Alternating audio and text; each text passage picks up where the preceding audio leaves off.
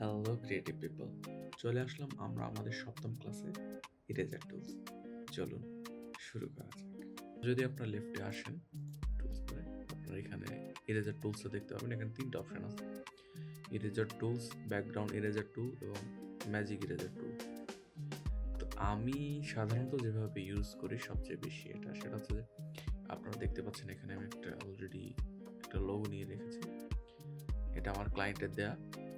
তো আমি যেটা খুব বেশি করি সেটা হচ্ছে ক্লায়েন্টের সময় দেখা যায় যে আসলে এই ধরনের লোগো যেগুলো দেয় সেগুলো হচ্ছে পিএনজি ফাইলে দেখা যায় সময় ট্রান্সপারেন্ট হয় না। তো ট্রান্সপারেন্ট করার ক্ষেত্রে আসলে এই টুলটা আমি বেশি ইউজ করি। যদিও এখন এসে ব্যাপারগুলো অনেক আপডেট হয়ে গেছে, বাট যাদের নেই তাদেরকে তো আসলে এভাবে করতে হবে। তো দেখেন ইরেজার টুলটা যদি আমি নিই, তো এটা সিম্পল আর কি, আমরা যেমন রাবার দিয়ে মুছে ফেলি সেম নিই, জাস্ট ঘুরাইলাম মুছে গেল। কিন্তু এই জিনিসটাকে আসলে আপনি পারফেক্ট করবেন কিভাবে? দেখেন আমরা একটা কপি নিয়ে রাখি আমাদের সুবিধা। তো দেখেন আমরা হচ্ছে যে এর আগে ম্যাজিক টুলস শিখছি। দেখেন এটা দিয়ে যে আমি সিলেক্ট করে নিই সিলেকশনটা, এরপরে যদি হচ্ছে ইরেজার টুলে আসি, দেখেন শুধু সিলেকশন পার্টটা কেটে দেওয়া যাচ্ছে, বাকিটুকু সে দেখে গেল। দেখেন এর নিচে যদি আমি আলাদা করে কালার নেই,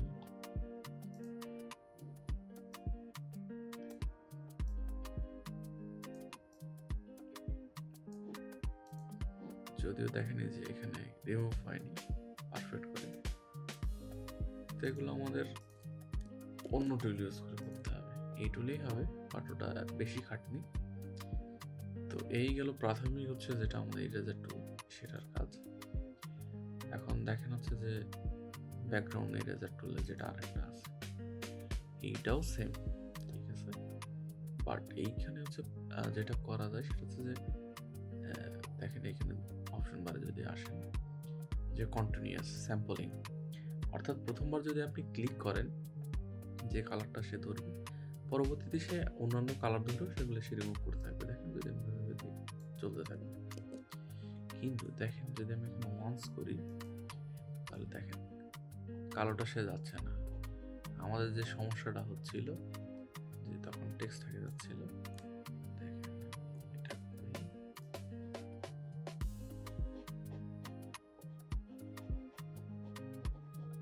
একটু রাফ করে করতেছি জাস্ট দেখানোর জন্য। আমি যদি এখানে নিয়ে আসি, দেখেন এখানে নাই যদিও।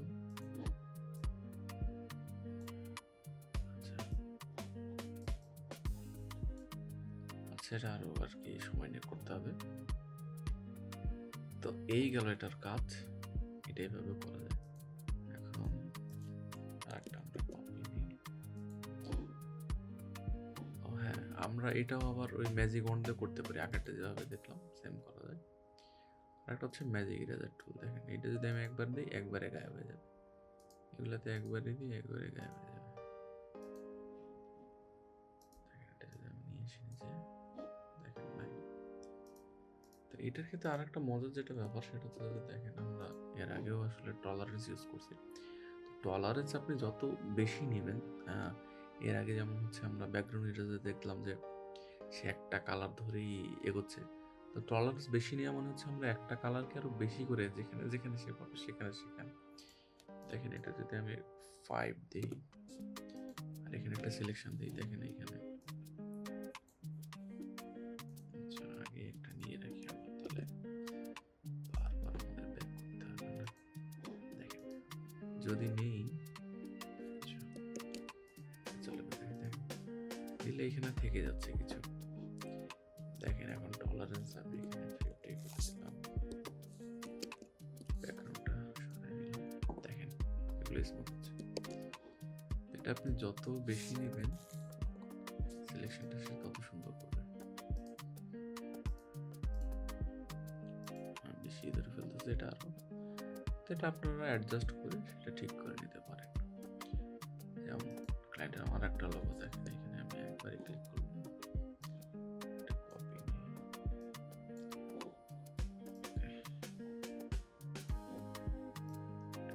নিয়ে